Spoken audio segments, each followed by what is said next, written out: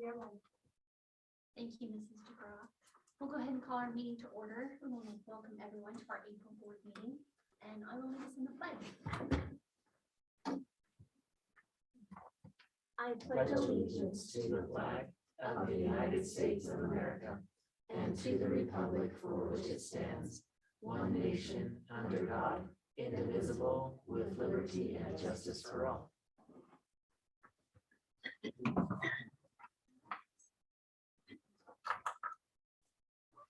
board be open for a motion to approve the agenda. Chair, I move that we approve the agenda. I'll second that, Madam Chair. Those in favor? Aye. Any opposed? That motion passes. Thank you. The board be open for a motion to approve the minutes from our previous meetings. Madam Chair, I make a motion that we approve our minutes from our previous meeting. Is there a second? I second that. Those in favor? Any opposed? That motion passes. Thank you. Mr. Williams, your report. Thank you, Madam Chair. As you can see, we do have a very full agenda on here, and a lot of the different things that I would typically put in the superintendent's report will be covered in the discussion items and or in action items. And so just wanted to focus in on our secondary schools today with our different clubs that we have. National BPA competition will be held this next week, well, the first week of May. And we had Peyton Scott, Hiram Spencer, Biden Garner, Caitlin Johnson, Jordan Palmer, and Ethan Schweeder, who are going to be going to that. Congratulations to them and our advisor, Mrs. Stedman, for her effort. FFA, another big group here that earned their FFA degree. I'll let you just be able to read through there if you see that. So we have quite a few that got their state FFA degree. That's the highest degree that they can get as a member at the state level. Farm Business Management placed third, and second place overall, Max Smith. So he was the second place individual. So that congratulations to him on that. There's other team members there as well. And so here's a couple pictures of Mr. Bird. You know, been going to the FFA for over 40 years down there. I was one of those students that went with him. Tyson, I'm probably sure that were you ever able to make it there? I didn't ever go state. Didn't make the Some state one. local events. Just local ones, but appreciate all his efforts and the efforts of the kids that are doing that. Last but not least, the Fccla, they had their state competition in Boise, and there were several students who qualified to go to San Diego in the summer. And I believe this number actually grew because another team dropped out, whether they'll accept that or not. But Mrs. Robertson is looking to get that going. So here's the kids in the Fccla, and congratulations to those guys. And that's all I have for today's superintendent report. Thank you, Mr. Williams. Mrs. DeGraw, did we have any public comment sheets? Nope. Okay, thank you. All right, the floor will be open for a motion to approve our consent agenda. Madam Chair, I make a motion we approve our consent agenda. Is there a second? I second that. Those in favor? Aye. Any opposed? That motion passes. Thank you. Brings us to our first action item, set the budget hearing date. Yes, as per Idaho code, we need to set a budget date and also publicize and advertise the date of that meeting. And so we're proposing that we do that on June 21st. That would be in the morning is when we were going to do those. That's the amended budget hearing will be at 9 o'clock, followed by the regular 9:30, and then we'll have the regular school board meeting after that. So those would be the dates that we do that. If that date doesn't work for the board, you can change that now, and whatever the board decides is what we'll put into the newspaper. Once you decide it, speak now or forever. Well, is that the regular board meeting day? It is the regular board meeting day. June 21st? Tuesday. That's a Tuesday. Yeah, I have June 16th. 16th. It should be the 16th. Oh. Okay, 16. get that changed. That's an error on that one. Good catch on that one. So it will be the 16th, 16. June 16th? June 16th. Okay, Yes. yes, more convenient. 9 a.m.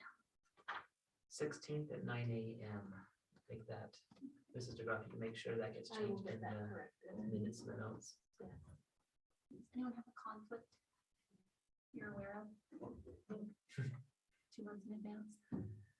Okay, if not, the floor will be open for a motion. And just a point of reference with this motion, if we could put, we'll really say June 16th. Okay. And then- The floor will be open for someone to make that motion then. Madam Chair, I make a motion to set the budget hearing for June 16th at 9 a.m. Is there a second? Second. Those in favor? Aye. Any opposed? That motion passes. Thank you. Okay. Teacher negotiations. This is just where formally the school board will make a proposal so that we can officially enter into negotiations with our teachers association. Once this formality is completed, I will contact Mr. Hall and let him know that the school board has officially moved on entering into negotiations, and then the specific dates for that will take place. Will be set. Okay. Yeah. All right, the floor will be open for that motion.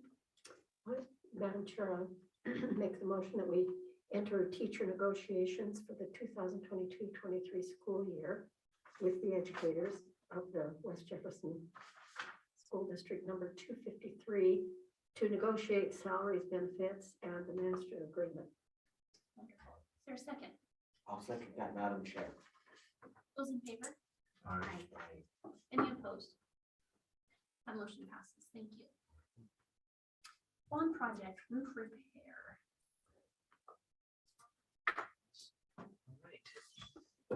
Several weeks ago, the board came together on a work meeting to consider formal bids that the district received. And at that time, the board chose to decline all bids as we were looking at different options. So we went into a semi-formal bidding process. And we sent out bids to several other, to 3 different companies. We received those back. Those were ones, because it was a semi-formal bidding process, administration can receive those and make that decision. But then the board is going to be the one that approves the spending. And so this is just a follow-up on that. The company that gave us the lowest bid is High Country Roofing. And if you do remember the comparison that we had last time on that with these are different specs, and so it's not dollar for dollar, but the amount is different. And so we were looking at almost $600,000 last time that we decided to decline those, or the board decided to decline those. And this time, we're able to look at all projects. And actually, when we first went into this last year, we weren't looking at the lower portion of the main gym, it was just the upper. And we're thinking that if this is the type of deal that we can get, we might as well go ahead and get that. One of the other point of reference that I wanted to have for the board is that last June, when we did get together, we were estimating about $300,000 for all of our roofing projects, and that would have been without the lower portion. But with this new one, it would be a difference of 46,000 more to be able to do all of it. So I think this is very fortunate. This is really good news for our district. The thing that we did require in these bids is that all of them come with a 20-year warranty on it. So we're not losing anything on those other bids when it comes to a warranty. And so Mrs. DeGraw did hand out a few things to just show you the different things that are coming for the different projects. Let me see, I don't know if I have those on here. No, I need to put those on. You'll put those on? Yes. And so I'll just look here at Nedra's side. So you have the one.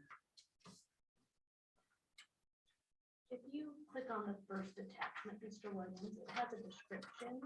The first attachment where it says height right there. Yes, it has a description for each bid and it'll tell you which type of roofing is going on. Yeah. So with the fabric reinforced, that's our first bid for the system. So what they're gonna do on the main high school roof is they will be able to come in and put membrane over the current membrane, is what it is. And so they come in, they clean it all off. The other membrane, I walked up on the roof with This is for the gym of the high school, not the main high school. like the Panther Den. No, this is the gym, the high school gym. For the fabric, The 44,000 is for the high school gym, not the Range. main gym. Yes, that's correct. So this is where they're gonna come in and clean off the current membrane. Make sure it's all screwed down, and then come in with a new membrane over the top of it and seal it out. And so it's a 20-year warranty. The second one is for I'll just talk about the high school gym. I'm not gonna follow it this way. I'm gonna pull that off and just talk about these three differently. The one for the old gym, I am using the terms we all know, with the old gym. That's where they're gonna come in, clear off the gravel from the top and have a single layer that goes over the whole thing, a seamless layer over the top of that. And then the high school roof, and this is the one that is unique to this company. They're gonna come in and clean off the gravel from the old section. Then come in and they create a base layer of insulation that they spray down over the top. And then it comes in with a top that's waterproof up there as well. So we're gonna gain some energy efficiency by putting this in over the top of that as well. And so some people might ask, well, why is it that we're able to get these products for almost $300,000 cheaper than the other one? A couple different reasons that as Mr. Erickson was looking at it, he was explaining this to me. One is that this company focuses in only on flat roofs. They don't do other roofing systems, where some of the other bids that came in, they diversify and do a lot of different roofing systems. And so if that's the case, they'll put a bid in, but then go out and get the material for it. Whereas this company already has material available because that's what they do all the time. This system here with the spray, they can do that. They make this on site. They have the chemicals already fabricated. Those chemicals come together. It creates that insulation spray when it goes on. And so this individual that came in and put the bid together did walk our roofs. He went up and looked at all the different roofs with Mr. Erickson and myself, as did some of the others that came in and did bids as well.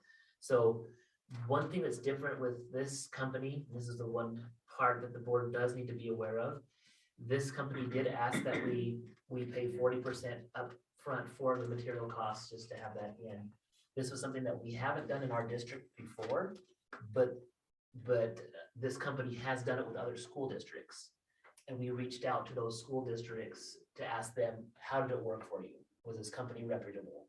One of those companies, or one of those school districts. References are on the board docs. One of those school districts was West Side School District, where Spencer Barzee is the superintendent. And he gave great reviews saying that, you know what, this company worked really well.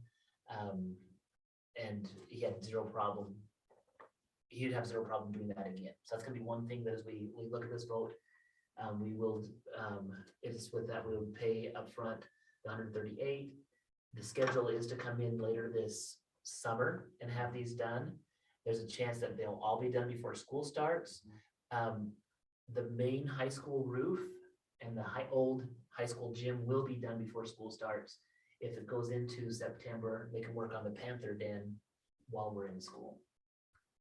So I don't know if anybody has any questions on this. We just wanted to know that we did do our research as an administration to know that this is the direction that would be my recommendation, but we just want to have. I have one question, Mr. Wood. Can there be a completion date put in the contract for like those first buildings that need to be done before school starts? I think they'll have it when they schedule it. They want to have it done, especially where. So I think, But it probably needs to be in writing, doesn't it?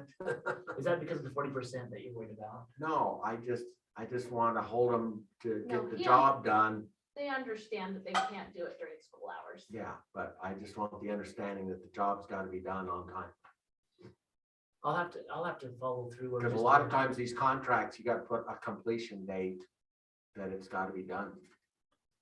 Yeah, You gotta basically hold them, hold them to the contract. I'll make sure we look into that Mhm. and visit with them to get an estimate of where it's at. I don't think it's in the contract right now. But I'll talk with Mr. Erickson on that.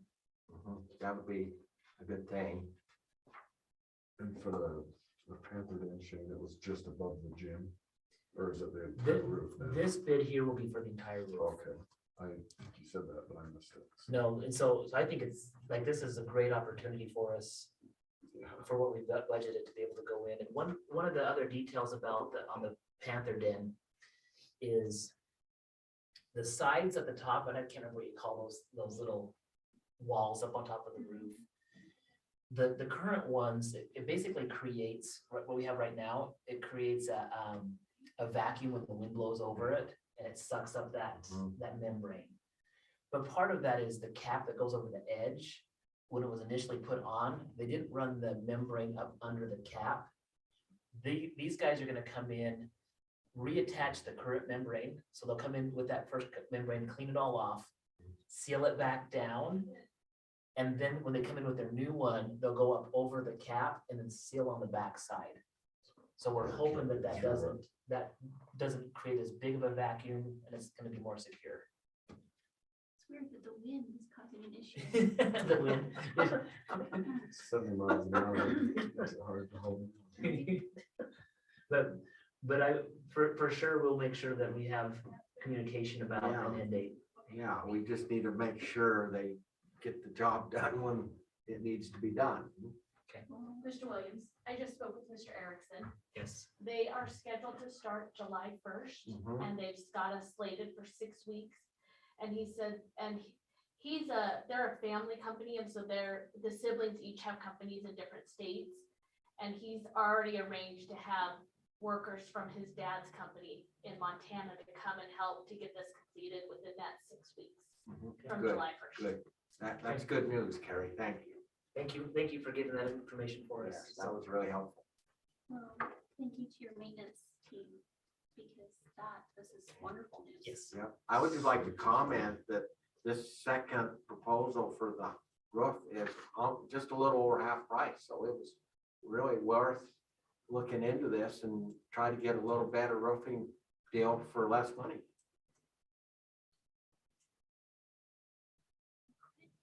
Is there any other questions or further discussion? If not, the floor will be open for a motion on the bond project. Yes, Madam Chair, I'll make that motion for the spending on the roof projects, So to approve it. I'll second that. Those in favor? Aye. Any opposed? That motion passes. Thank you. Okay, the next bond project, the drop ceilings. So drop ceilings, these were ones that we did talk about earlier, that the company came in during spring break. And this action item is just to make sure that spending for that has been approved through the board. Anything over $5,000 needs to be approved by the board. And this one also includes the lighting that will go with it. So there was the drop ceilings with all of the install and the materials for that. And this one here will include just making sure we verify that, yes, that spending went towards the drop ceilings, and then also 11,000 for the light fixtures that will go into those. So the light fixtures that come in are the, This is an attachment. we didn't come on, it's the that's one purchase order attachment. for So the lighting. this attachment just says it's $11,000 for the lighting. That's all it says. And that's in progress. Yeah, Where at? which rooms? Yeah. So the rooms that we've had, starting with the elementary, since it's over here on this side, would be the teacher workroom, the nurse room that's across the room from that. Then upstairs in Mr. Harrelson's classroom is one that was also done. And then at the high school, Mr. Rogers's science room Super. and Mr. Gore's history room. And so those would be the ones, and I think that completes That completes the drop the ceiling drop project. ceilings. Because for they all also, of them. did they go up to Hamer and do the kitchen up there? Not, I'm not sure. They may have done the I think they did amortization. that one as well. So they knocked out a lot of over spring break, and that's the other thing. It's tricky scheduling our contractors and everything, and so we've been really fortunate so far with some of these bids. But that's just an update on where we're at and seeking board approval for these.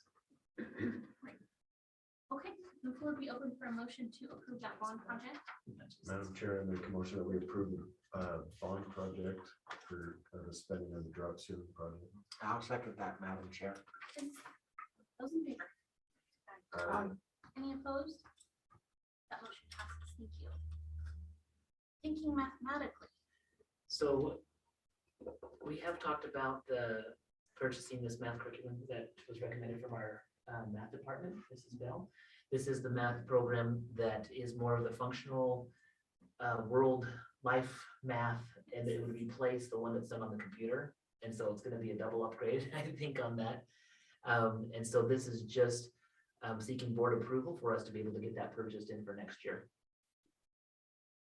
Where can I ask, where does math 1, 2, 3 fall in, like you take pre-algebra, and then you take geometry, then you take. It would be offered senior year. Okay. And so it does have, if we remember, it does have the budgeting and the, you know, the real life math. If you go to the proposal, Mr. Williams, I think it has. And it satisfies the math credit. Yes, yep, absolutely. And so it is it has the ability to be dual credit as well with that, but you can see that it has estimation patterns, inductive, deductive reasoning, multiple This numerator. is actually a different course, Mr. Williams. Math 1, 2, 3 is different from the thinking mathematically. Did we have the wrong one on there? Yes, this is the wrong attachment. That's weird. There we There's a go. No, Right there it there. is. This is the one. Yeah, This is the one. Yeah. Yeah, the financial plan, budgets, paying taxes, Mm, economy, personal loans, credit cards. real Th- life. This is the one that's gonna be, Real life class. What does it say? yeah. Planning for the future. And is this just a one trimester? I believe it's 2. And it was taught by Mrs. Bell. Yeah. So that request, Mr. Williams, was for 2 different curriculums and 2 different classes. So And you were just on. One is this thinking mathematically, which is that dual credit class, Mhm. and the math 1, 2, 3 is the other one. And it's only the math 1, 2, 3. No, this is, they're doing the thinking mathematically right now, is what they're purchasing right now. So the That's the PO one is we're, for. that's the one we're gonna approve tonight. Yeah, we're approving the one that's the budgeting. No, we're not. We're not doing that one. We're I doing don't this one. think so. I think it's this, because that's, if you go to the purchase order, Mr. Williams, This is Let's- the one we talked about last board. That's what I thought. So I'm confused. If that, Yes. if it's not the right one, we need to get some clarification before we finish this vote. This is what it was called, thinking mathematically, and we talked about it last time. Yes.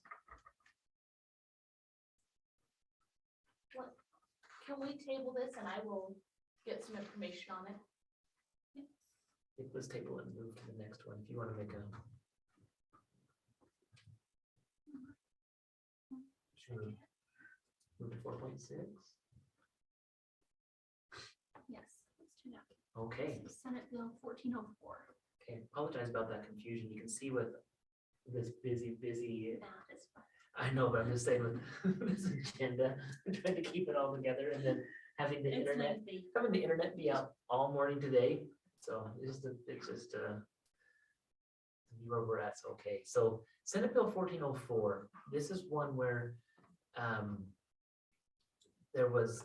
it came out and it allocated to schools to provide a premium pay or a bonus to employees. And how it was allocated out was by FTEs. And so FTEs are not the same as, that's not the right one. FTEs are not the same as actual employees. So here on this action items sheet, this is what the district received was for all the premium. But it was advertised as a $1,000 bonus pay for each employee. But the details, Full-time employee. yes, but when that's advertised out, people hear $1,000, I'm an employee, that should come to me. But the details of that is school districts are given only $1,000 per full-time equivalent. And so you can see on these bullets, the bullets that I have here, is that a full-time equivalent is a 40-hour per week, 12-month or certified teacher admin is 1 FTE. So our teachers who are on a salary contract, it's 1 FTE. Myself, I would be a 1 FTE. But you have a full-time employee who only works for 9 months out of the year, but it's 40 hours per week. That's approximately 0.7. So you can see that if I'm a part-time employee, those FTE amounts are lower. And so the snapshot that came from November was that West Jefferson qualified for 74.52 FTE. So that's the money that we would get out of the $1,000 bonus. But we currently have 97 full and part-time employees. So the question that we are considering right now is, how do we allocate this funding? How did it work out giving them just if you're full-time or if you're part-time? So administration, I met with our administrative team and our supervisors, and we discussed the pros and cons about what would it look like. Should we allocate? The main thing that came from that group is whatever we do, make sure it's fair and justifiable. That's the thing that they, and so one supervisor, he said, if you just pay out the amount based off the FTE that they have, that's fair. And a counter argument to that was, well, we'd like to, is there a way to maybe give them more money to make them feel like, you know, they've had some more? So I don't think there's a fair way to do this. To be honest, we could go into ESSER money and pull about maybe $27,000 for us to get everybody at that amount. And so those are options that are available to the board. We did, after that meeting and after discussing with the admin and the supervisors, we were thinking, well, how do you say what's fair? And also when you look at what should we do with this money? Like, is there ESSER money available? We could do this, yes, but once it's gone, it's gone. And there may be some other projects. We have until 2024 to spend all of the ESSER 3 monies. If we get to the end of that time period and we still have money that needs to be spent, we still could go back and give a final premium bonus at that time if we wanted to. It's just, you know, you look at the other premium bonuses that we've already given out over the last 2 years. 2 years ago, the board gave out one to all employees. Last November, we gave one out to the classified employees. So we've been generous. And some people could look at this and say, well, if you don't give $1,000, you're not being generous. I disagree with that. I think there's no right or wrong on what we do. But how it does work out, if we go strictly off of FTE,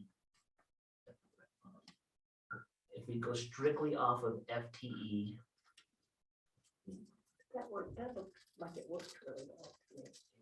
Carrie, there's still some reason why this isn't going full screen. Come look at the, That's how my screen's looking. oh, okay. I don't know why.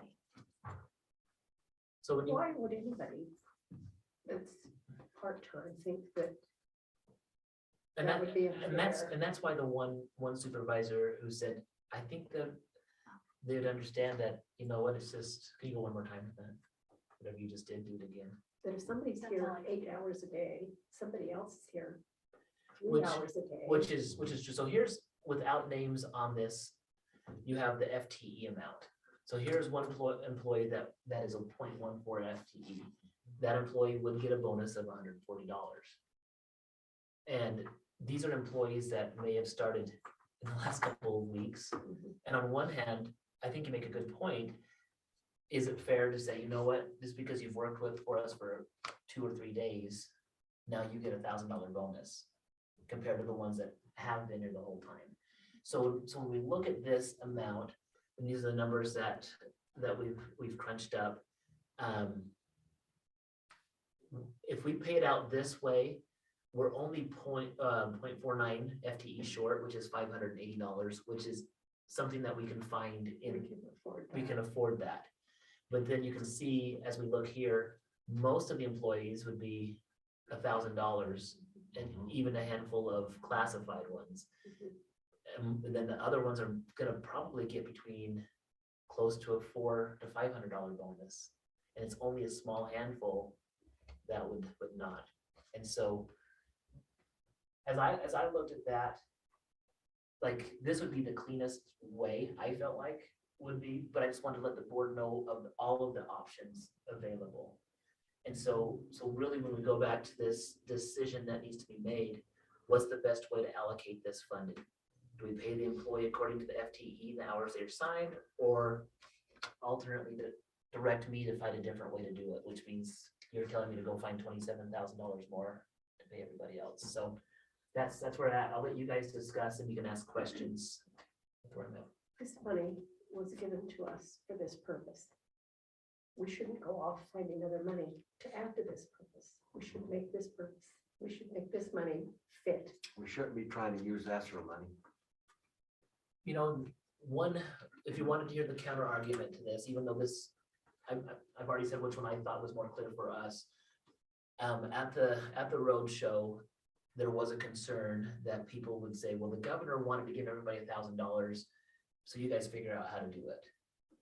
But if that's the case, We probably better listen to the governor's talk again. I don't think he said that.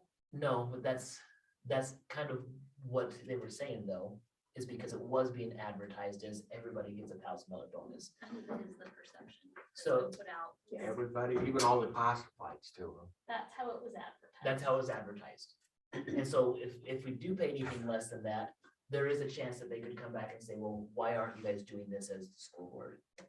This is what the governor wanted. Well, I want to hear his talk. But you could also say, if that's what the governor meant, why did he say, I'm gonna give you $1,000 per employee instead of per FTE? And so that's the part where, like it said, the devil's in the details. If they of that. wanted us to have $1,000 each, why not give us $1,000 each for them? They know how many employees we have. Why didn't we get that many $1,000? Yeah, So that he's would have been, gonna- that would have been the simple way to have done it. And So he can't expect a school district to scramble and try to find enough money to pay everybody. No. If he's not gonna give 1,000. it, if he's not gonna give the whole gift, then we have to work with what he did. And I think that's just, we just have to be prepared to be able to explain why. I know even in the last allocations that we've given, I've never been part of giving out a bonus where somebody hasn't been mad. Sorry. There's always been somebody who's been like, you just didn't give me enough. We have had a lot of grateful people on whatever we give. To be fair, there are just as many that come out and say, thank you, I appreciate your efforts in this. But I think my point in that is saying is no matter what we do, somebody will be upset. Okay, you could take the amount of money he gave you and divide it by 97 and give everybody that amount. Then is everybody gonna be mad that didn't get their 1,000? So if we divided it equally on the amount that we have, it would be about $800 per person. Just under 800 per person. Mhm. But then do you get the full-time employees and the teachers come and say, well, the law says that I'm supposed to get $1,000. The law Well, says, It's not it's Or not a how it law. was allocated. how was it said? The law says that they're going to allocate districts money based off the FTEs. Well, but if it's the FTEs, then you've done the right. That's thing. what the law says. The hoopla around it, is hoopla the right word? Yes. Yeah, Yeah. it is. The hoop, was advertised of, this is what everybody's getting. And so that's why I said the details don't always match up. And I don't want this to be something we're saying, oh, we're short. And like I said, if the employees, what we can do is say is we were allocated based off of FTE, Mhm. we're passing it on based. I think on that's that. Yes, justified. that's the way to do it. Exactly. It's the only way you can do it. And then that does allow us to make sure that the other plans that we have with ESSER money, it's this board's deciding and our local administration is deciding how we use ESSER money. We're not, I don't want to say forced into doing it, because I don't think we're being forced. There's not a force in there. And I haven't heard anything from like the governor's office saying, well, this is what we have to do. That was just what one of the worries, I think it was just a worry, like, how is this going to look on you guys now? Are you gonna look like you don't care about employees if you don't pass it all on? And I don't think that's fair. If anybody who works for us looks at what we've done for our classified employees, and to be fair, this one is actually using the word fair on what you get is passed on. The first time we passed on the COVID working, I can't remember what we call that, the bonus. We did pay teachers differently than classified, but the classified amount was almost as much as the teacher. Which, if you're really looking at that, it was like the percentage wise, we paid our classified our employees a higher percentage of that money the first time. And so I don't think anybody can look at it and say, you guys aren't being fair. Some people might not like it, but I think that this is one way that it makes it easier for us without going into the other money right now and just saying, we are going to pay out based on the FTEs. We were allocated $1,000 for each full-time FTE. Anything less than that goes to what you have. If they're gonna be generous like this again, They've got to be more specific. tell them to give us enough to cover the cost of what they're telling people they might be getting. Well, and be more specific on the details. That just seems to be a I- setup I do think, to make. the especially with district these things, scramble. I do think that there's been a higher level of understanding of school finance to the general public, especially after this, because this is not the first time there's the insurance conversations were off of support units. Support units are different than full-time employee FTEs.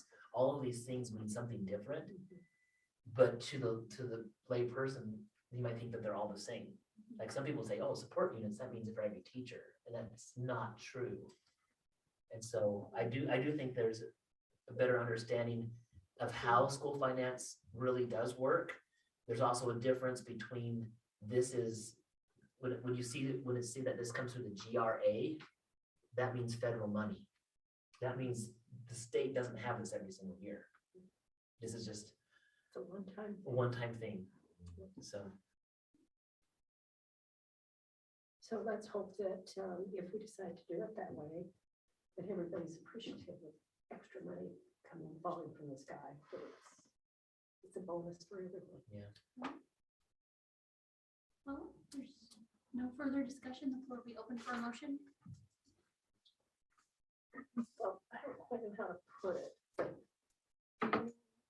but well, I would like to make the motion that we approve the spending of the funds approved in Senate Bill 1404 as According to the. But according to the according FTE, to FTE as you demonstrated. This would be this top one right here, if that's what you want to choose.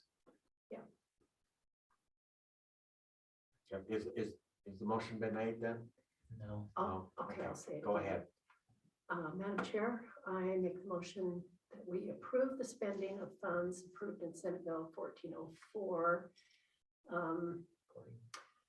According, where are you? Right there. Get right there. Well, according to the FTE per the hours they are assigned to work this year. Is there a second? Yeah, I will second that, Madam Chair. Is there any further discussion? Those in favor? Aye. Any opposed? Motion passes. Thank you. Mrs. That one- DeGraw, did you? I did, I Get us spoke some to Mrs. information? Bell, and she said that it is the real world math with the added option of being a dual credit class that adds in those things at the Oh, top of their list. so it's the same It's curriculum. the same curriculum that just adds an additional portion if they want to do it as dual credit.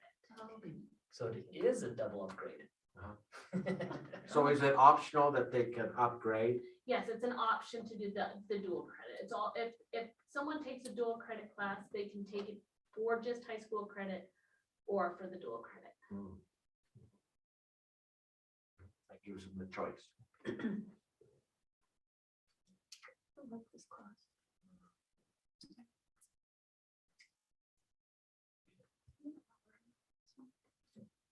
The amount, Is $7,166.96. done on the first one, wasn't it? Nope, I don't think I have I it don't on there. we didn't get in there. Say that one more time. $7,166.96. And that is something that we can use with learning loss. So we're going to go into that. Oh, good. Yeah. Good. Okay, will the floor be open for a motion then on the thinking mathematically purchase? Madam Chair, I'll make that motion that we approve the thinking mathematically purchase. Is there a second? Second. Those in favor? Aye. Any opposed? That motion passes. Thank you. So, questions with that being new curriculum? How I'm interpreting that is, we started discussing that early in December. The board was very in favor of that early in December. And the new laws don't go into effect until June 30th, July 1st. Thank you. So we're good to go with that. Next, the bond project for the auditorium. Okay, so just an update on the bond project. This is gonna be seeking spending approval. Again, a lot of spending with the bond. You guys are gonna think I'm just coming after all the bond money, but it's because we have projects that are moving, going in the right direction. That's great. And so part of the bond projects is the short throw lens and a high lumen projector. Initially, we thought we had a short throw projector here in the district. We did go in and try it, but the lumens were not what we needed. And so if we're gonna do this, we're gonna do it right. So we're gonna make sure, so Mr. Erickson went in and did some more research. And here's one of those things where we got a great deal on, at least with some bids. He said that the cost of these projectors doubled overnight. If we would have done this 2 weeks ago, we probably could have got it for $5,000 cheaper. So I told him. What's the school district? Yeah, do we get a discount for a school district? No, they double it up. They're like, well, if that's the case, you're probably using bond money, let's spend more.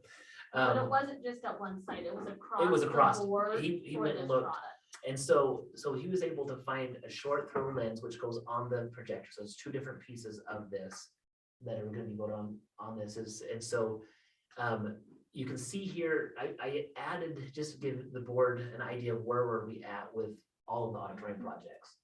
So last year, we earmarked about $150,000 towards the auditorium. That was our ballpark.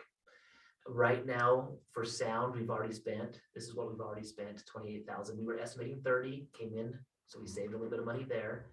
We haven't received our bids yet for lighting, electrical. Curtains are gonna come in about 6,500, so that's gonna be a little bit less than what we're anticipating. So you can see that we're saving some money. The projector, we were projecting about 20. It's gonna, with these two that we're proposing right now on this action item, those two together is 19,000. But still 320 under. Short throw mounts, this is just what, and I should put on there the backdrop. So he's already gone in and made the backdrop screen for the projector to go on. And so that's already up.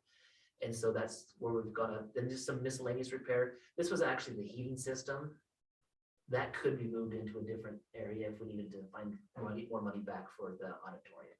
So that was just with the heating system, when it got fixed, that's what the amount came out to. So we still have close to 90,000 that we haven't touched on, but again, we haven't had the bids yet for lighting, electrical, and curtains.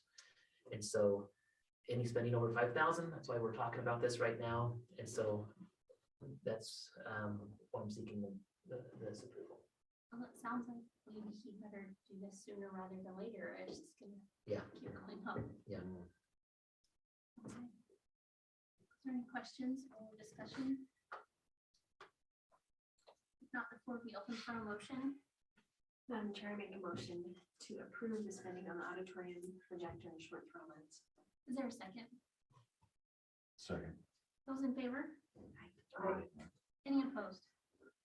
That motion passes. Thank you. Okay, student A, request for early graduation.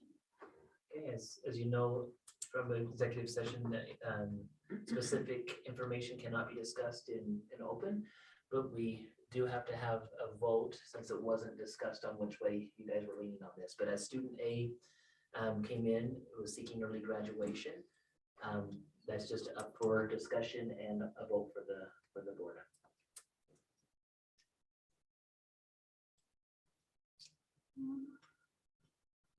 So you want The floor will be open for a motion then. the Madam Chair, I move that we approve the early graduation request from student A. Is there a second? Second. Those in favor? Any opposed? That motion passes. Okay, technology purchases. We are cruising right along, spending a lot of money. Good thing we got a kid graduated early. Didn't we just buy this? So good question. So the question that Mrs. Perkins has is, didn't we just buy this? So what happened is we approved a portion of this in the last special meeting. But after that got approved and we looked at it, Mr. Weeks felt like he needed to add a couple more computers on it. And so some of these computers have already been approved. This isn't that plus this, it's that. Amended. It's that plus the additional 4 computers. So does that make sense? Okay, these are all for admin people, right? No. There's two different parts. There's administrative staff, which would be, and we actually voted and approved this purchase last year at this time, but they didn't get purchased yet. And so we went back to revisit to say, can we please order these? We voted on them already, but because so long has passed, the price of things have changed. We just wanted to make sure that we had a recent approval to that. So that's what the administrative staff purchase here. This would be for 6 administrative staff. That means your secretaries get a new computer. Okay, so they're not in addition. to what we're No, doing. they're not in addition. Then this is where the extra ones came, is we approved 9 computers, but the extra 4 that we see here on this, basically this is what the amended one was. So last time we approved the 7,000, it came back for 3,000 more because they put it on the same invoice. It's gonna run through payroll, or excuse me, not payroll, accounts payable with that. And so when we have purchases over accounts payable, because we audit and follow through with everything that we spend, the auditor will look at that accounts payable and he'll say, this one's over that, where's your board approval? And so that's why we're getting board approval right now for that. So are these just to replace outdated ones? Yes. or- Yep. And these ones are purchased with Carl Perkins funds. This one here, Yes. this would be Carl Perkins, and then this one would be district technology funds. How often do we, what is our cycle for computers for administrators, secretaries? I believe, Every 5 or every? I believe the computer that the superintendent is using right now is the oldest computer in the district. It is. I don't know if that's true. It's But- probably, It's one of the oldest. I 10 years old. think I have Windows 10. 7. So is it Still. safe to Windows say that's 7. kind of the lifespan of them, Windows 7? we're probably past the lifespan. past the right now. Yes. lifespan? 4 years. Maybe Okay. 5-6 years on them? You can't do anything on Windows 7. That's why I'm hoping this goes well with Yeah, the this- board. I'm kind of sweating right here. I haven't sweated this much. This is kind of Come on, a- just pass this one. So this is kind of a necessary update. Tell me to shut up. I didn't say that. I heard it. Hey, open up the windows in here. That's pretty good. Madam Chair, I believe we're in an emergency here. The floor will be open for a motion. Madam Chair, make a motion to approve the spending on the technology purchase. Yeah, I'll second that, Madam Chair. All right, those in favor? Aye. Any opposed? That motion passes.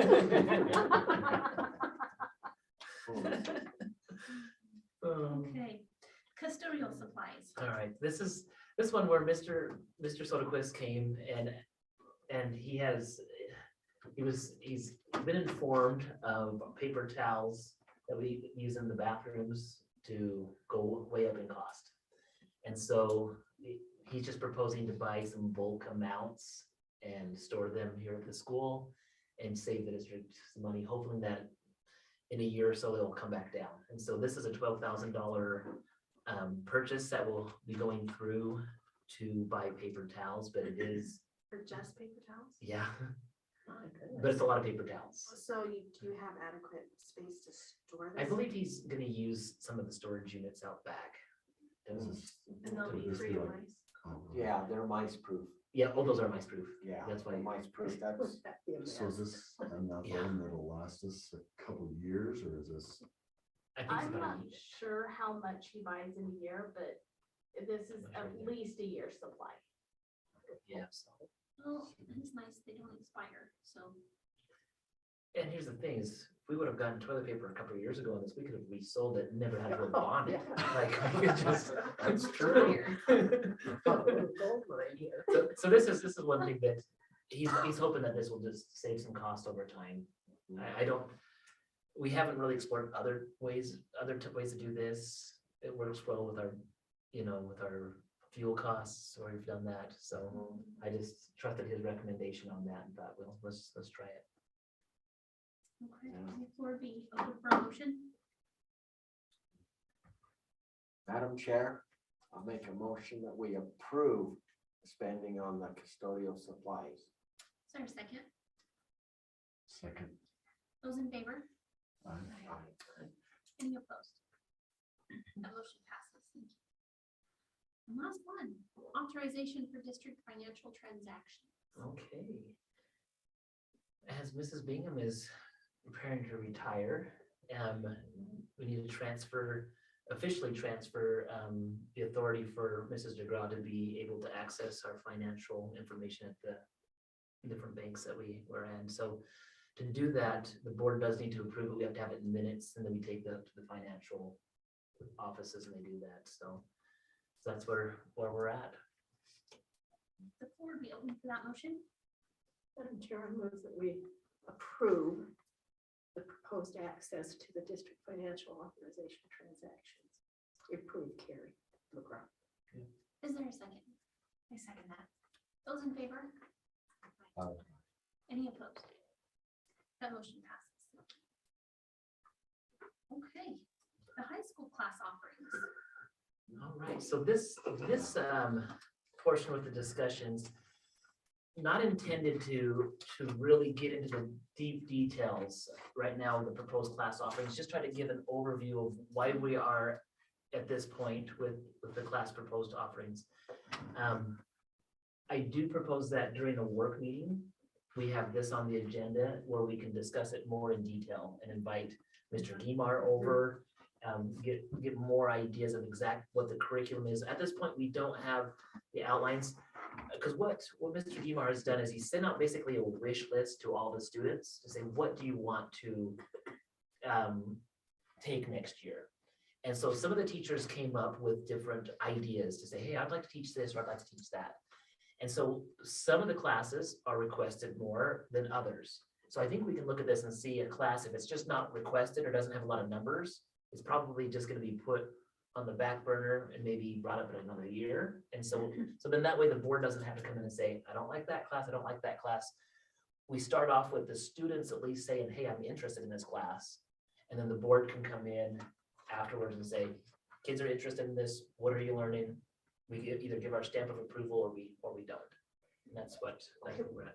What I'm concerned about is, I want the, and I know the teachers will be, but I don't want to start something in a curriculum that we haven't had, and will bring people, maybe will make people look at it and think, oh no, they're starting to teach this or that.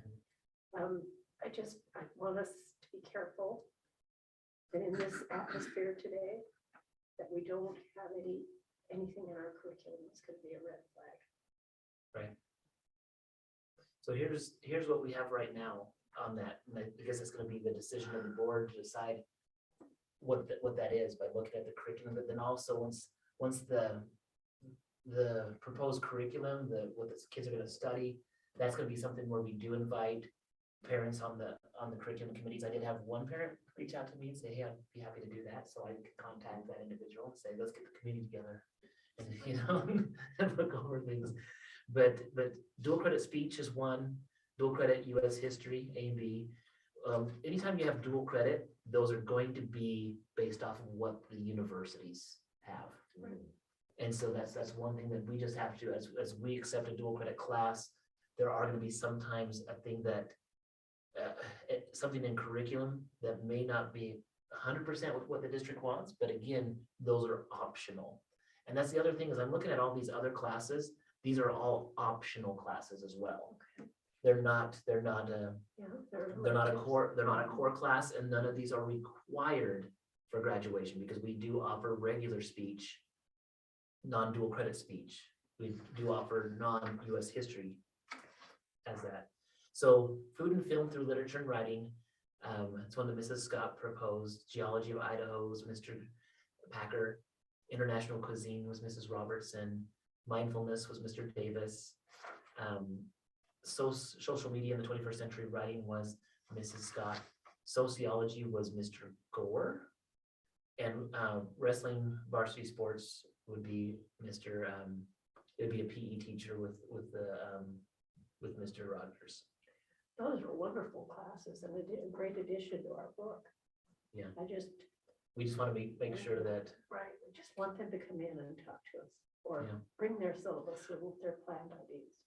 and also as you're talking with your constituents and those that live in your areas, if they do have concerns, they need to just contact us and say, I want to be involved in this. Like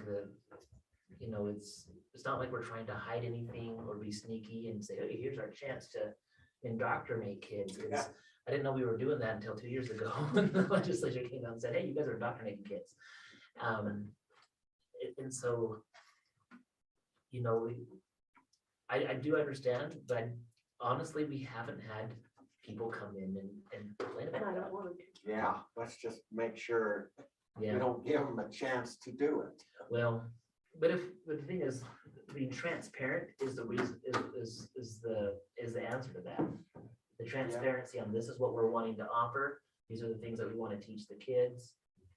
That's the part where they do have the voice. That's where a parent committee could come in and say, you know what, as this committee, when I meet with the superintendent and the curriculum committees and they look at that, we can come back with a recommendation to say, the committee looked at this class and their recommendation was to not do that. You guys still have the authority to vote in a different direction, but that's where their voice needs to be. That's true. That's good. Yeah. So I don't know, any questions on this? I can pull up different Well, things, like I said. I'm impressed that our teachers are wanting to bring more classes in and do, expand and Yeah. make it more opportunities. This is the current constitutional law had 18 requests with a total of 31. The alternates are ones where they ask the kids on their wish list, if you can't get into this class, if you can't get into the classes you wanted, what are the other ones that you would take? And so you can see that, constitutional law was the one that was most requested. Driver's ed in trimester 1 had 10 requests. Driver's ed in trimester 3 had 6 requests. Dual credit speech had 13 requests. Didn't have any for the film and literature. 8 for geology, 13 for the international cuisine. 10 requests for the mental health and mindfulness with a total of 21. Social media and creative writing had 9. Sociology had a total of 15 potential. Varsity sports had a total of 20. So that's just kind of giving you an idea of where the kids are at right now with what they're wanting. I do appreciate Mr. Guimar and our teachers as well for doing this. This is something that I don't know of a lot of other school districts. We'll go right back to the mission statement, but really we're trying to find things that the kids are interested in. And our teachers Wonderful. our teachers are doing a great job of saying, with these elective classes, what can we offer? for And you them? know, this is also good for the teachers. It stretches them a little bit. Yeah. More, and gives them an opportunity to Yeah. do what they can do. And I definitely don't want this process to make the teachers feel like big brothers come in and say, you cannot do this, you cannot do that, but there has to be a procedure. There has to be a process, it needs to, and this is what it is, and that's why if you do have individuals that come and say, how are you involved in all these discussions or decisions as a board? You can say, yes, I'm absolutely involved. Like, but you don't have to be involved in the planning of it. You don't have to be involved in putting the curriculum together. It's just overseeing it. So again, I appreciate our counselor, our high school teachers for doing this. But I do think we address this in another work meeting. But any other comments or questions? I just wonder, where does it go from here? Like, he's pulled them, Mhm. now what? So once he pulled them, he's going to look and see which ones are probably, I'll go visit with him. That's where I think when you bring him in on a work meeting Okay. and say, now what? Okay. Where are we at? Because not all these classes, the teachers have an idea of what they want to teach, but they need to put their scope and sequence together, tell us what materials they're going to be using on it. It wouldn't be fair for us to have, like with the one class that didn't have any, there's no reason for that teacher to go in and create that curriculum right now, but they could focus on the other one that did have some interest in it. Super. All right, next, post-legislative roadshow. All right, this is, Translate. the roadshow is 5.2 is where we have that. This was just an overview of everything that was passed. It was an all-day workshop that Mrs. DeGraw and I went to. They had all the different departments from the State Department of Education come in and say, this is the legislation that passed, and this is how it's going to impact you guys at the school district level. And I'm going to give you a 5 minutes or less overview of what we learned in 6 hours of training. Don't you wish you could have had the 5 minutes? Yeah, there's a lot with it, but this, with the session update, this was just coming from it. They talked about the appropriations, the bonuses, insurance, literacy intervention, content standards, and enrollment funding. So a couple of the highlights, I guess you can say from this, supplemental portions and bonuses. We've been talking about those already. We've already voted on those bonuses that came in. This is where they said the perception might be that everybody needs $1,000. And they said some school districts are going to try to find that, but it's up to you guys at the local level to figure that out. The insurance funding, they talked about the extra money that will be coming to those districts. Again, the devil's in the details when it comes down to the insurance, where the funding came off of support units, which is based off of enrollment and or attendance.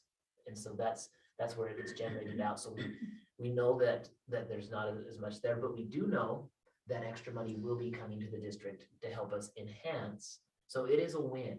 That's the thing. Every year. It's not from the GRA, it's not from federal money. So it's written in law that we will receive more money into our entitlement, also called discretionary, sometimes entitlement, discretionary those things. So that is something that if there are people out there just saying, oh, the legislature failed us on this, they didn't. There was more complications that came up that were hard to see with that, but at the end of the day, we will have more money to help with offset insurance costs. And so we will be benefiting from this. And so we don't have our current insurance rates in. We met yesterday with our broker. He's still waiting to get a few things back from the other insurance companies on their amounts. But we're looking at ways to enhance our current offerings to our employees to make it better for them. So So you're not anticipating switching? no, just like there's no way we could equally switch over to the state. And after looking at that, I think that was a great goal to get to.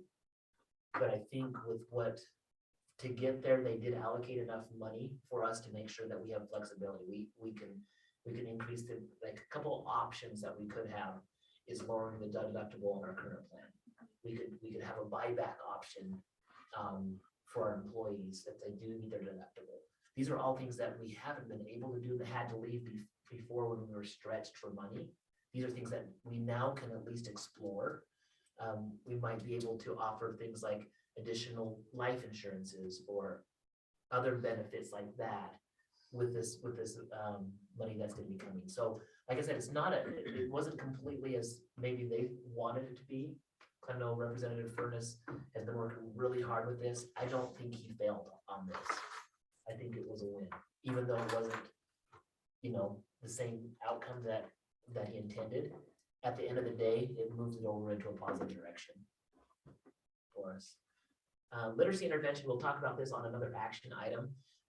This is where quote unquote all-day kindergarten gets lumped into, even though if you look at the literacy intervention allocation, it doesn't mention the word all-day kindergarten once in the bill, but everything that you read in the media comes that way. So what that does is the governor, who has been a great friend of education, he really has, is increasing the literacy amount that's going to be paid out, but they're changing the allocation on what we receive.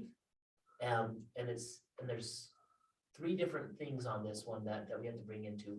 One, this is K through 3 is where they generate the literacy money.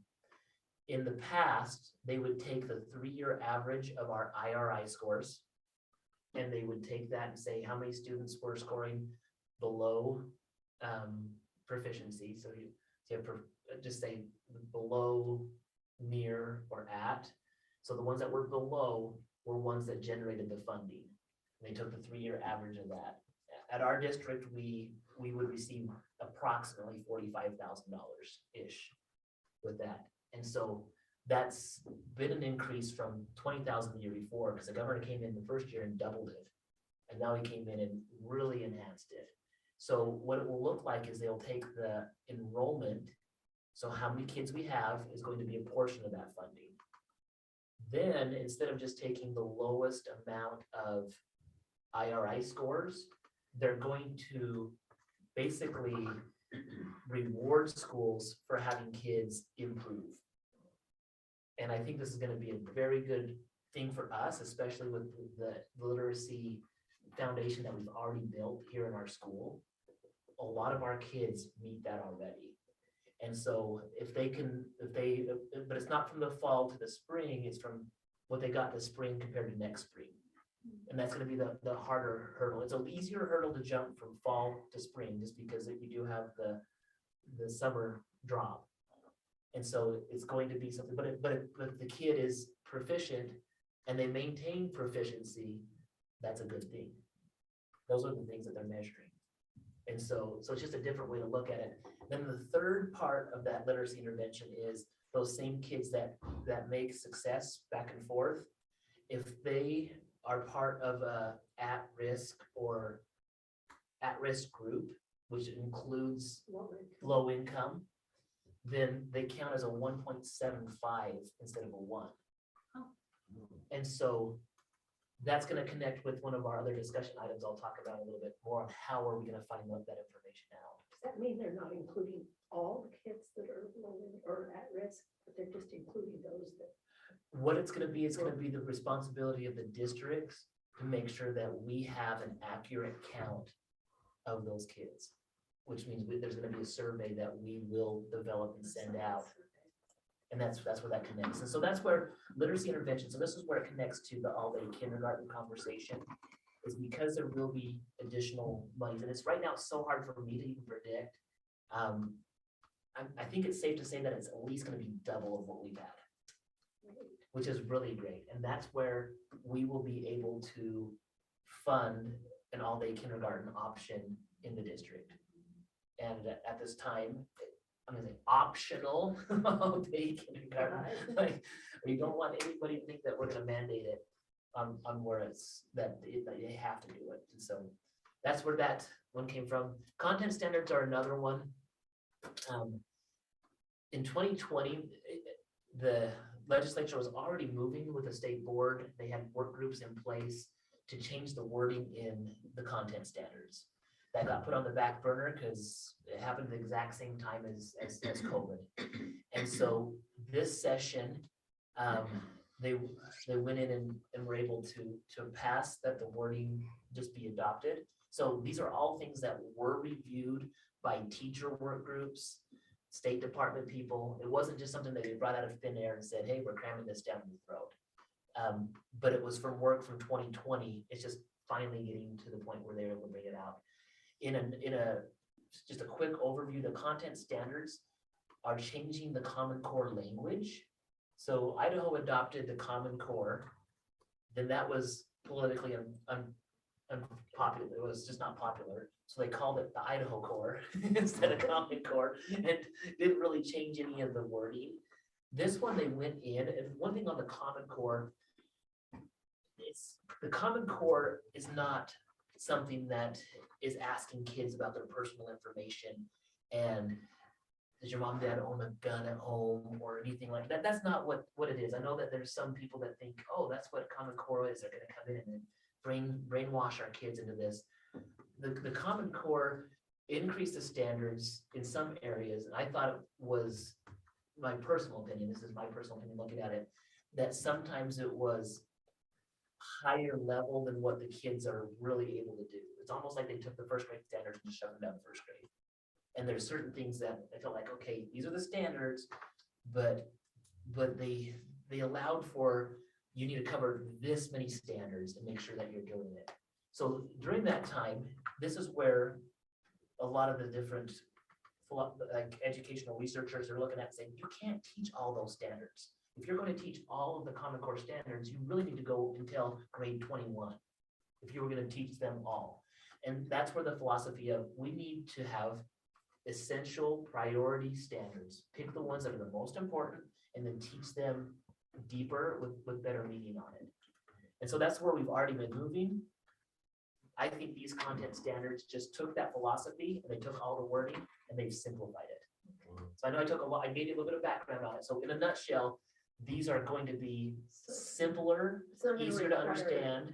It's not really requires so much work on the teacher's part to redo their. I don't think so. I think That's what we're already doing. we're already doing that work. That sounds good. They say by 2024, we're supposed to be 100% on board. We're moving in that direction already. We're telling the teachers, don't panic on this. And didn't PLC do that anyway? Yes, we're already doing that. And we should always revisit and say, which ones are the most important that we should be teaching, even with the ones that they're showing here. And then the last one, enrollment funding. This was one where the House and the Senate passed the enrollment funding bill, which would change it from ADA to enrollment. But then the governor vetoed it. But the governor also passed the bill that would allow for the enrollment funding to happen. So people are going, why did you do this and not that? I think that there's a plan in place because one of the amendments to the enrollment versus attendance that got caught up is that they attached a 2-year moratorium on enrollment. And this is just my thought as I'm putting everything together. I don't know if the governor wanted to pass that with a 2-year thing to window to stop. I think he wants something that's going to say, no, this is what we're doing going forward. And whether he completely is in agreement with the enrollment or ADA, I don't know that. But it does appear that he didn't like that 2-year attachment to it.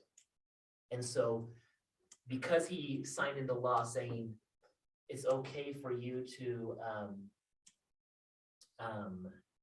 he signed into law the funding for enrollment for next year. He's allowing the state board to potentially vote on 1 more year of ADA off of enrollment. Yeah. And so I know the state board is meeting today in our conversations and at this meeting, so I'm not sharing anything above and beyond the state board chair. Almost guaranteed to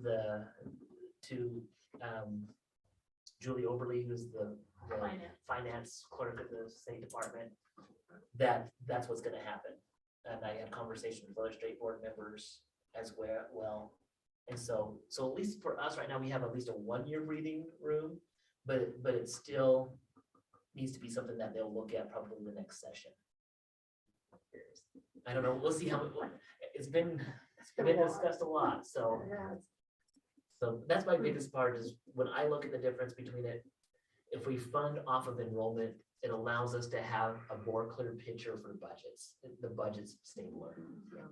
And that's the biggest thing. There is a news story that the state board did extend enrollment funding for the next year. Okay, so they made, Yeah. they made true on that promise, so. Okay. Wow. Okay. Well, thank you for the update. I just saved you guys 6 hours. So glad. How about project updates? Let's do it. Oh. Yeah, I just don't want to spill this. Project updates, this is just a safe PDF as of right now on the different things on what we've estimated and where we're at with the projects. So this is from last year, 2021. We were guessing about 500,000 for auditorium, high school gym, main gym, and general repair. These things can still be changed because these are just, budgets and estimates as just trying to keep us in. I shared already the auditorium portion. I just copied and pasted that into that other one, so you've seen that. The general repair, we were thinking about 120, but we've already spent, about this much. There'll be other classroom remodels going on. The high school gym, we were thinking it was gonna be about 150. Right now, I'm thinking as things are coming in, it might be a little bit higher than what we were thinking. Just so you know, just kind of keeping an idea of where we're at with it. We do have, the bleachers have come in right about 75,000, 74,000 to get the bleachers in. I'm still waiting on the floor proposals, adjustable side baskets. That's something that will be in the works as well. This one's potentially will come in a little bit lower as well, the wall pads, main baskets, and then the paint. And so we'll see if we can keep that closer to there, depending on when the others come in. The main competition Panther Den, still waiting on the floor. That's gonna be one that the floor hasn't been refinished. We just want to have a refinish on that floor and just miscellaneous repair on the basketball hoops and things like that. Roof projects, I shared that already. We anticipate 300,000. It's coming in about 346. So we were off on that one. It's just so hard to choose. We're lots Better than when you 600. look at- yeah. Yep. Yeah. Safety projects, we were thinking about 300,000 for that one. We've already spent 84,000 on camera systems. But this is one that we can also have probably some flexibility with ESSER. So we might not even need to touch that if we can use the ESSER money, which will save the bond money for other projects. And so if we do save money there, that could be rolled back up into the general remodel stuff. So that's what we're looking at. We do have some wiggle room with those things. Parking lots, I think we just threw out 100,000. I have a guy coming in either tomorrow or next week. I just need to make sure I double check just to give us an estimate on the paving the back by the big gym on those Is that all the areas. paving you've got? Well, we do right now, but that was about what it was looking like back then. It's probably tripled. I don't know. Yeah. I have no idea. Wow. But those are ones, the track rebuild, we did earmark about 300,000 for that one. But again, as I'm looking at the priorities, that's one that we could link through to the next So we couldn't. fund. We might not be able to host some meets. That's the thing. That's too bad. It would be, but we'll see. Maybe we can repaint, but that's gonna be the trickiest one where the track does need repair. It does need to be done. It's past its 15-year, We don't want to Now. be doing track on an unsafe. no. But we also have, as we look at the field turf on the football field, those have a 15-year to 20-year lifespan, and we're at year 15 right now. We do believe that we can easily get to 20. Yeah, we're gonna squeeze into Yeah, 6. and if this is still available at the end, I think we still can do it. We just probably won't approach it this summer. And so that's one that we'll have to hold off on. And so then that gives us, so we still have part of it that's been allocated. We're just kind of at the very beginning, but hopefully not every single board meeting is gonna be this long list of action items on spending, but maybe it will be, I don't know. Well, getting it done. But I just wanted to give the board a heads up. We are waiting on, I didn't have the ESSER amounts in there on this one, but like I did put ESSER on the agenda just because there's a few of the projects that we might be able to use ESSER money for to save us some money for the bond. Okay, great. Thank you.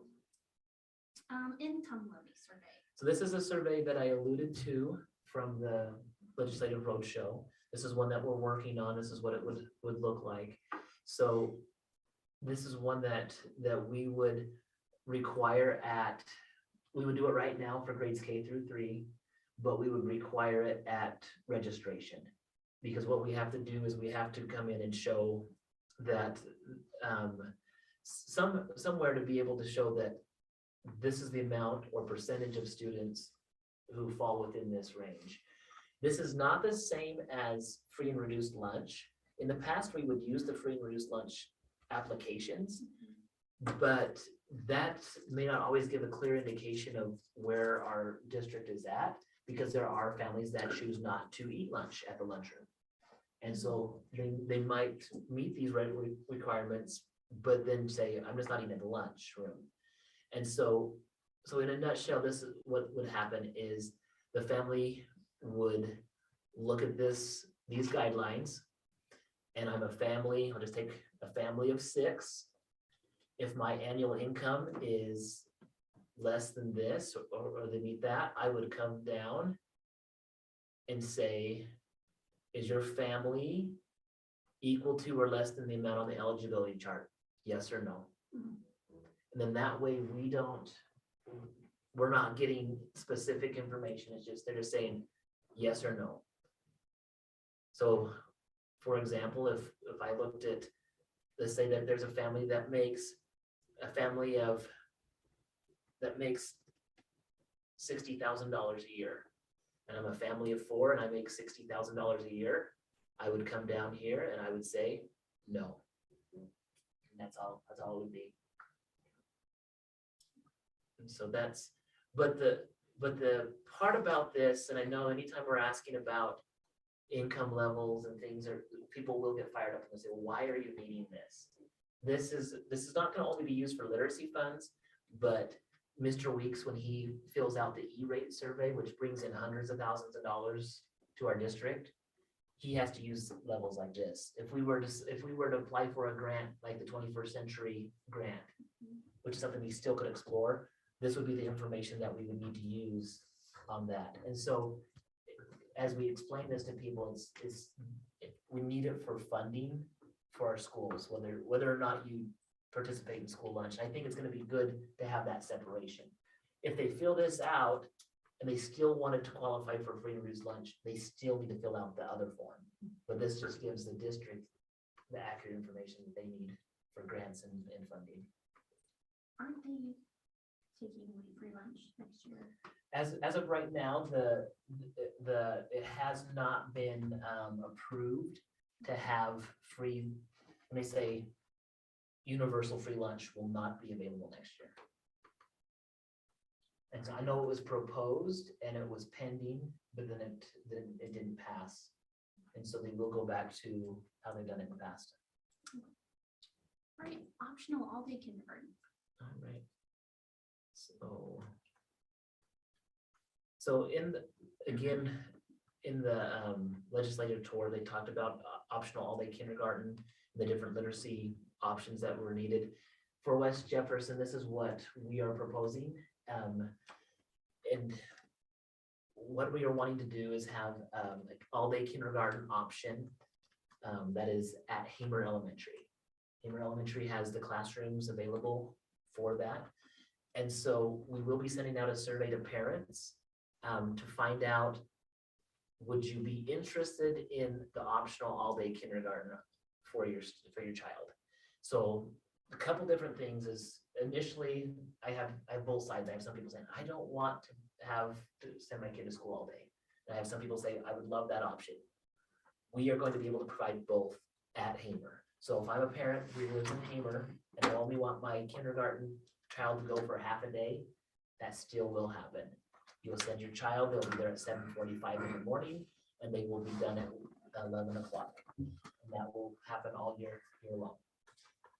However, if you want to, if I'm a Hamer parent and my child is going to go to all-day kindergarten, they can show up at 7:45 and they will be done at approximately 2:30 up in Hamer. So another thing that in our supervisor meeting, we discussed, how could we make that available for individuals that live in the Mud Lake, Territon, Montague area if they want to go up there? First and foremost, if parents want to drive their children up there, they may do that. They may drive them up there. For an all-day kindergarten option, we already have 2 buses that come from Hamer in the morning. They drop students off here at approximately 8 o'clock at the Territon campus. Talked with Mr. Pincock. We will be able to have a bus that returns to Hamer already that could transport students from the Territon campus to Hamer to start that option of an all-day kindergarten at 8:30. So what that would look like is if I'm a parent that has a child that typically goes to Territon and I want them to attend Hamer Elementary all-day kindergarten, they could ride the bus to school. They could, Mr. Terrell, we're gonna shut down on this. If you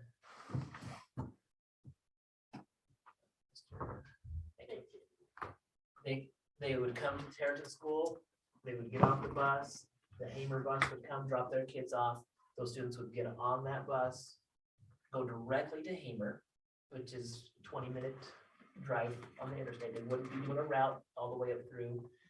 And then they would start at 8:30, but they would go to 2:30, get on the bus, come back here and be available to catch the bus on the back here to go home.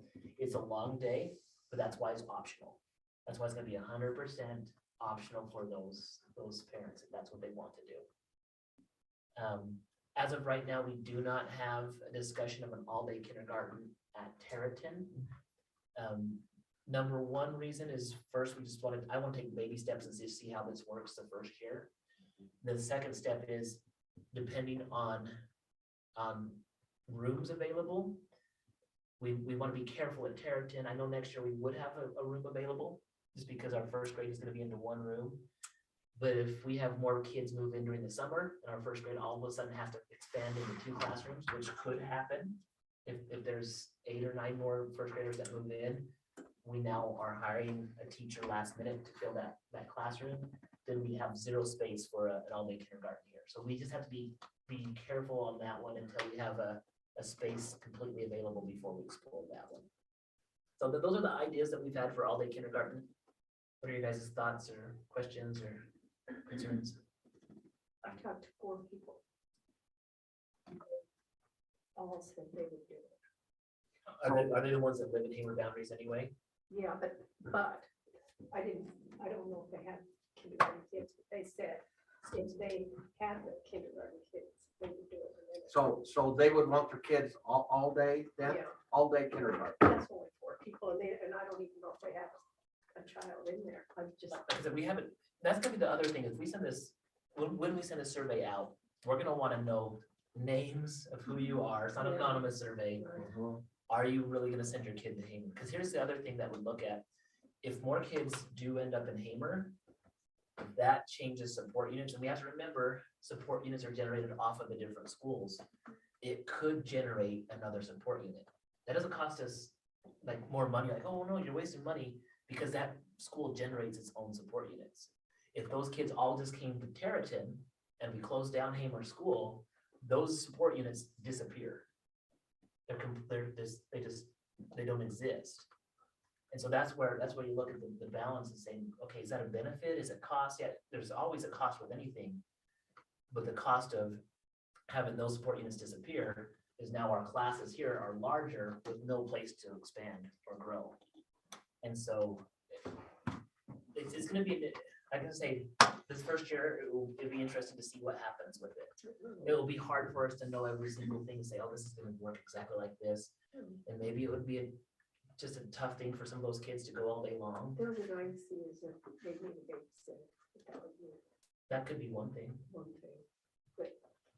But at the same time, I think the students would, the discussion at the superintendent meetings where I've been, this is what the one superintendent, because there's several that have offered all-day kindergarten already. And they- Hotel just did. But even before this year, like the last 2 or 3 years, they've offered it.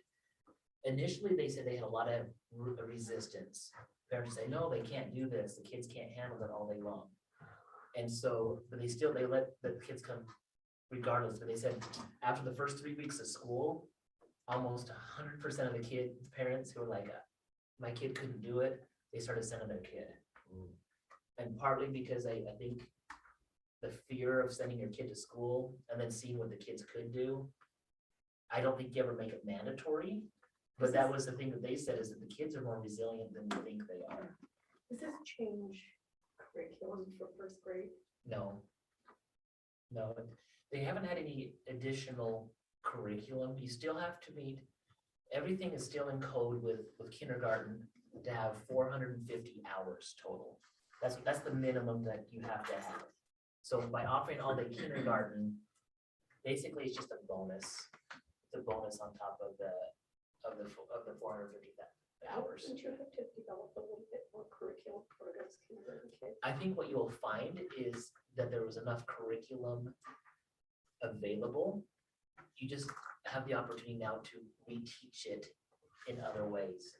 Because when you have the 3-hour amount of kindergarten, I know that when I saw the kindergarten teachers, that they're always just going hard. This is what you gotta do. This, if I don't hit it hard, we're gonna miss a day. But if you have them all day long, you might be able to say, maybe we can do ABCs with some Play-Doh. And maybe we can do some art projects where we, try different things. And sometimes people think of, oh, now you gotta do the cutesy things for kindergarten. Honestly, that's the thing that's been missing when, I guess we're gonna say, I'm gonna use the word Common Core, when it got pushed down, that's the part that left kindergarten. Like, just because there's more time doesn't mean now you just ram more in, but it gives them a chance to actually grow and develop developmentally. Like I can remember, again, when I first started kindergarten, it was still the time where a lot of people didn't come to school till first grade. Like the first couple of years of kindergarten in the early 80s. Like we did get to play, we did get to do those things, and we turned out okay, I think. I guess you guys can decide on your next evaluation, but really, there's sometimes we think so much that if we're not just increasing it more with there's different ways to look and say, yes, the student is receiving a great education, but I do think when they are in an all-day kindergarten, it gives the teacher to still teach curriculum, but in a different way than what they've done. And so, it might be something as we look at, and if in the future with our different remodeling plans, if we do develop more space at the Territon campus, it might be something that's just, boom, this is what's offered. But again, until it's in code, we're not gonna ever mandate it. I would never want to mandate a full day kindergarten. I still think you hit all of the core concepts in the first 3 hours that we're teaching. And then it will be a review on top of that. So I'm excited about it. Does anybody see any other potential that I should probably be aware of as I'm sending out the survey? My question is, well, a couple of them. Would you have someone available to help those kids in the transfer process, going from one bus to another bus? Because they're only 5 and they easily are lost. So Yes, they are. you'd have to have somebody there for the transfer process. But then I'm wondering too, when they do get to the classroom where the other group would have started at 7:45, is there disruption between where the other class has already started, and then here comes in the new group, and then here this group is leaving at this time because they're only half day, where the others are staying? How you would handle that? It would definitely have to make sure that we look at that. That's the part that I haven't talked with the teacher yet. I think we want to get our numbers first to see, because there's a couple of things that at Hamer right now we're looking at having a kindergarten first grade class. But if we have 15 kindergartners that are wanting to go to Hamer all day long, we're potentially gonna need to hire another teacher on that. And so with the transition, it's definitely something we're mindful on. I'm not sure exactly how that will look in the classroom. Initially, when I was thinking about that, knowing that some of those kids may only be going a half a day, that first 45 minutes could be something that the teacher comes in and teaches to make sure that those kids get it. And then she reteaches that again in the afternoon for those kids that didn't come at that time. Just one of those things that might have to be a reteach. So if you have kids that only want to go half a day at Hamer, are they gonna have to go in the morning then? Yes, they'll need to be there at 7:45. If they show up at 8:30 and leave at 11, they will not be meeting the state requirements. Right, but they can't go in the afternoon. It's just a morning offering for kindergarten. They could, you know, if they transfer their own kid, if there's a Hamer person that wants to say, I'm gonna take my kid at 8:30, so let's say, So so what's that do to your teacher though? it's the same thing because they're showing up at the same time as the bus. Let me see if I'm understanding your question. This is how I'm understanding it. So let's say I'm a parent who lives in Hamer. My kid does not ride the bus because the bus is gonna drop them off at 7:35 Right. at the school. And I wanna just bring them to school to go to all-day kindergarten. They could show up at the same time as the bus going there, but that's just what they're gonna have to do every single time. You can't mix and match it. But what that means is, we're not providing transportation for that child. And my question is, Okay, so I wasn't if understanding. I'm a parent and I say, okay, I live in Hamer, but I don't want my child gone all day. I only want to do the half day. Okay, Can I bring them at 11, no, whatever, and No. so So it's just a afternoon? morning. no, They have to come in the they morning. would have to come in the morning. And then that way, that would make it, it's gonna be a little tricky for the teacher to do this, but that would make it consistent. Then you don't have someone coming just for an afternoon session. Right. We've already done these Right. 3 hours of. Right, because instruction. the core instruction time is really gonna be there. The reteach extension is gonna be in the Later. afternoon. Okay, now we're on. the And same so if page. they want to have an afternoon option, they could, have one. they could bring their child to Terrace. So is your morning afternoon option still going to be available if your numbers drop significantly because you have students going to Hamer for full-time? How many do you have to have in the classroom to justify doing 2 sessions? Here in In Tarrant. Tarrant. So what if you only have 10 that want to come in the morning?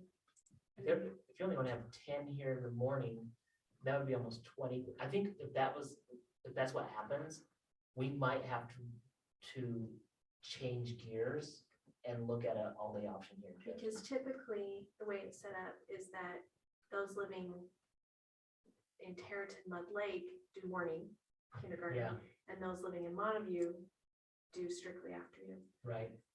unless they opt to send their student down in the morning and then pick them up in the afternoon on their own time. Yeah. Just curious. That devil again in the details. The details, you know, that would be something, I think this survey would help us out. And maybe there's some additional questions we can ask that can help us plan for that situation. Isn't that a fairly large class in preschool currently? I would say it's a normal class size. It's a size that makes me feel more comfortable. 40, 45. About 40, 45. Do we know yet how many are signed up for preschool this coming year? Not yet. No, I don't have the final numbers from the kindergarten preschool round up. As I said, Actually afford to lose a few and not worry about your. To Hamer, class size yes. here. yes, we could. Okay. So good discussion and thank you for that feedback, Mrs. Ridley. High school graduation requirements. So this is a question that came up. I'm curious board's thoughts. So here are the requirements that we voted on for graduation requirements. And if you remember, we had the English that we moved down to 10 and then math that we moved from 10 to 9. If you remember on that. Yeah. So the question that came up, we've had a couple of students who have taken some math credits, required math credits, and just a reminder, algebra 1, geometry, and another math credit needs to be taken before you finish. So if I'm a freshman and I take an integrated math class, that can count towards my classes, but I still have to pass geometry and I still have to pass algebra 1. We've had some students who have taken either geometry or algebra 1. They passed with a low level, like let's say a D, and the parent comes in and says, I want my student to take this again because I just don't think they learned it. And so we're okay with allowing those kids to retake it to learn it better. But the question then comes up, does this mean that I took algebra 1, I passed it with a D, I want to retake it and maybe get a B the next time, it shows I learned it. How do you count those credits? Because the first 3 were counted towards this 9. Does the second 3 also count towards this 9, or should it count towards an elective? And so You can't just get rid of it. no, it doesn't. So they don't replace it. So that's the thing is we don't have anything in our policy, nor do I know any other school district that does. Once they take a course, it's on the transcript. And that's one of the things that comes up with your final GPA. If I took it and got a D, I retook it and got an A, that A does not come and take place of that D, and all of a sudden I went from a 2.5 to a 4.0. That we don't do that. And so, but so it's not a GPA question. It's more of it's learning. But the thing is what about graduation requirements now? So if I took algebra 1 twice Twice.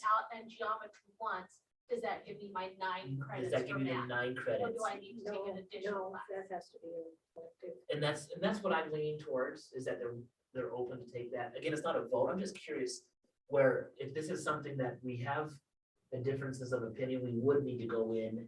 And this just gives me the information on, am I gonna go and have to make another policy or bring this up and put it on an action item in the future? The way that I interpret it was like what you're saying, Nedra, is that the first time you take it, and if I score that enough, even if it's a D, I get the credit for that. If I take it again, I don't get a credit again, I just get credit for the elective. So it still can help me towards graduation, it just doesn't mean Just because you're electing to take it a second time doesn't mean that it's accounted credit. right. Is that how you're seeing it too? Would you, I mean, it stinks that you got the D in the first place. It would be nice if you could replace it. Hard lesson. It's great that you want to, learn? master the subject and take it again, but it doesn't erase what you got the first time. So it sounds like just the general consensus is it should be elective. That's how I'm interpreting it right now. That's what I've told the high school. That's what we should go. If it was going to be different, it would need to come from this body here. Okay. So now that you guys are aware of that, if you have any differences on that, you can contact me or Madam Chair, and we can get on a future agenda. Teacher negotiations. All right, so master agreement, this is the master agreement that we had from last year. This is one we can look up. I'm just curious, since it is an open, when we do enter in negotiations, all of those meetings are open discussions, and so anybody can come and listen to those. But when we negotiate, we can go salaries, benefits, or what's in the master agreement. I'm just wanting the board to have an opportunity to share publicly if there's anything that they would want us to look forward to, maybe clarifying or continue with, things like that. And we don't have to go into a lot of details right now. You can just say, I want you to kind of clarify this. I can put together some items for you. Clarify absences and their use, Yeah, leaves, absences, yeah. and their proper use. Okay, so I'm Would hearing that that go into hours of work? Is that leaves. clarifying?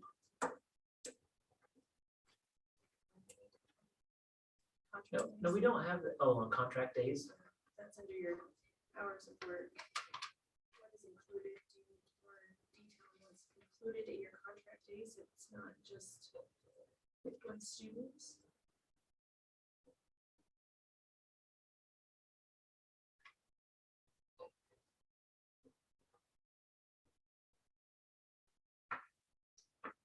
maybe clarifying something in here on what the contract days are. And Expectations. of what was already Mrs. budgeted. DeGraw, can you I am. write that down? I'd like a chance to read this. And you can have, and this is something that the board, you know, you really probably should assign two of the board members to be the official negotiators this year. That's something that doesn't have to be an action item, it can just be a delegation from the board chair. When do you anticipate having this meeting? We want to wait until after we get all of the information from the insurance and be able to have our baseline proposal for what we can offer for the career ladder and the extension. And then that's where we'd also come and do just, and when we communicate that with the association, it would be on this first meeting, we want to just get together, share the documents, ask any initial questions. That won't be the last one. And maybe that would be a week between the negotiations, just so they have time to also go back, visit with their teachers association. So We have about a week before we get our final insurance numbers. Okay. So we wouldn't be able to meet with them before that. yeah, it's gonna be the first or second week of May before we meet with them. So if you see anything in there that you're wanting to clarify, especially anything that's come up from, as a board member, when we're looking at the policy and procedures and things, if you found anything that they want, or if there's something that we want to, you know, say, hey, teachers, thank you. We appreciate you guys. We think that, you know, we want you guys to know how much we as the board appreciate you. Those are all things that could be looked at. It maybe we're looking at this and it's not rewarding our teachers the way we want them to be rewarded. So it goes both sides. I know sometimes when people hear the word negotiations, they already think argument, fight, but It does not mean. this is not a negative process. It's something that I'm excited to be able to give what we can to our teachers. And we have a lot of really dedicated individuals here. Does this cover professional days? and I don't think it does talk about professional days or collaboration. And so that's something that I know that the board, through the passing of the calendar and allowing the professional days, that it's something that the board has valued. That's something that could be clarified in here as well. Are there any volunteers? I'll be there, but I'm not. Well, I've done it every year since I've been here, so if somebody else wants to do it, that's fine with me. If you don't. You want one or two? Two. I've only done it once, but I've done it once.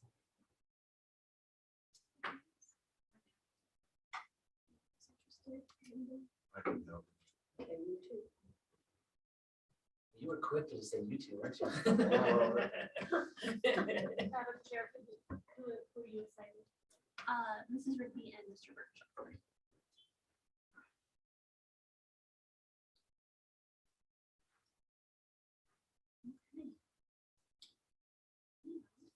We need to schedule a board work meeting.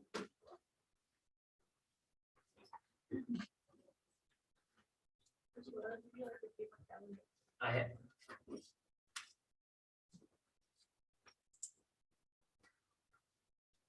If we did the first week of May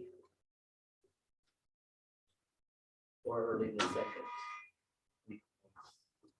I don't know if there's any. Let's do the second week. If possible. Want to have the work meeting before or after negotiations begin? They don't have to be connected. Well, I'm just wondering if, because if there's feedback on the master agreement, do we want to be able to discuss that before negotiations begin? That's all I'm asking. I'm just busy on May 3rd at 10 o'clock, so, or all morning, so that's not a good thing. So any other day looks fine for me.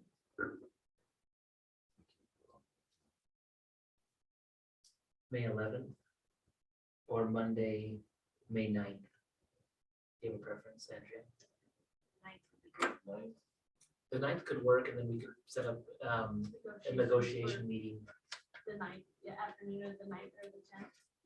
or nice to get there the 10th. We'll decide then. Okay, Well- perfect. We'll make it work for these two. So May 9th, May 9th, would 9 o'clock work?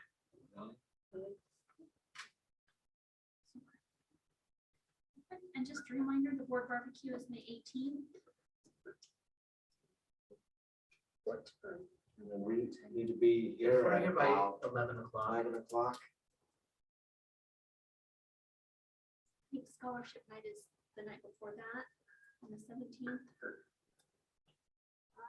Yes, so we have athletic awards night is the 16th, scholarship night is the 17th, board barbecue is the 18th, and board meeting is the 19th. It's gonna be a busy week. I think it was- Does Yeah. anyone typically attend scholarship night? Yeah, I do. I do, I have done. I didn't during COVID, but I think they did it. You know, and really, if we have 3 or more that are there, we do need to post I won't go. a quorum. And so, with that, I'm gonna be posting farm notices. for Go that ahead and week, go. And so. Oh, she's posting it. Okay. Okay. If there's no further So business, one other thing, Madam Chair, the upcoming scholarships, like the school board scholarship, who's gonna decide that? Then? Is that, that's coming up. I've done that one in the past. We will get those scholarships returned to us at the end of next week, Mhm. and then I can find out how many you guys have to decide on, and just let you know who's gonna do what. Okay, I normally every year do this, Sullivan Okay. scholarship. so are you saying because you do the Sullivan one, you prefer somebody else do the school board? one? That's right. Okay. Super. Okay, if there's no further business, the floor will be open for a motion to adjourn. We adjourn this meeting. Is there a second? I second. Those in favor? Um,